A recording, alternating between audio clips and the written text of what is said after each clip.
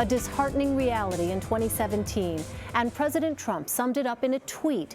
Our great country has been divided for decades. Sometimes you need protest in order to heal, and we will heal and be stronger than ever before.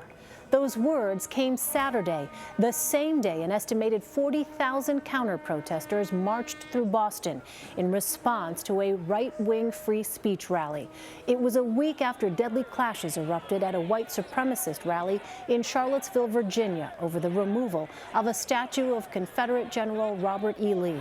For many Americans, the violence in Charlottesville served as a sobering reminder that the white nationalist movement is still very much alive in this country, and the election of President Trump has energized their cause.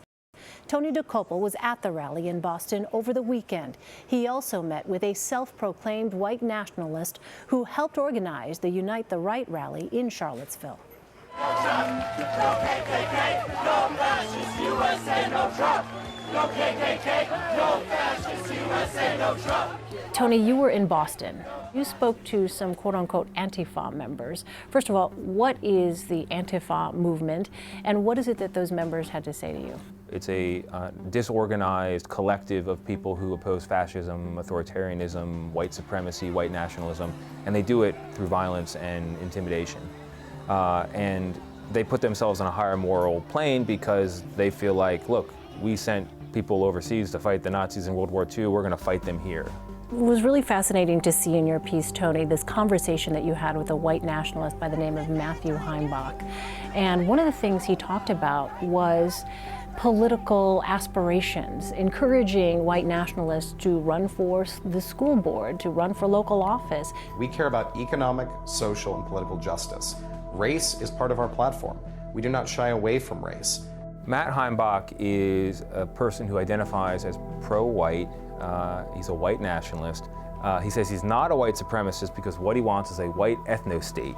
He doesn't think whites are better, but he wants separation. Multiculturalism is a failure. He wants separation. We as a people deserve our own voice. The black community organizes along lines on what's best for the black community. We're organizing what's best for us. I don't want to stop other ethnic communities from having advocates. We're the only community in America that doesn't have one. Who looks out for white folks in America? He thinks the best way to get that is to take the energy and activism on the pro-white side that was in Charlottesville and turn it into political campaigns. So as part of the political platform, I understand white nationalists are looking at almost social services as part of their portfolio. Matt Heimbach and his political party, which is registered in Indiana, plans to focus on the opioid crisis. This is an anti-Semitic individual, this is an anti-black individual, this is a person who denies the Holocaust.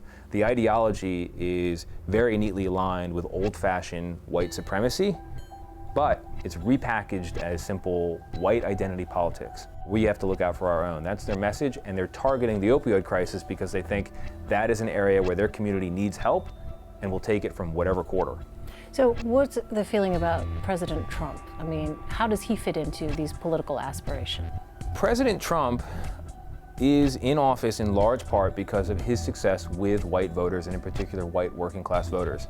And academics have looked at this very closely, and the more a voter identifies as white, the more they say being a white person is crucial to their identity, the more likely they are to have voted for Donald Trump. And as a result, it is not too much to say that he energized this white voting bloc in a new way. And the white nationalists and the pro-white factions and the KKK groups, they will all say that Donald Trump is not a white nationalist in their view. However, he's a weather vane. He reveals the way that the political winds are blowing, and they're blowing in the direction of white identity politics.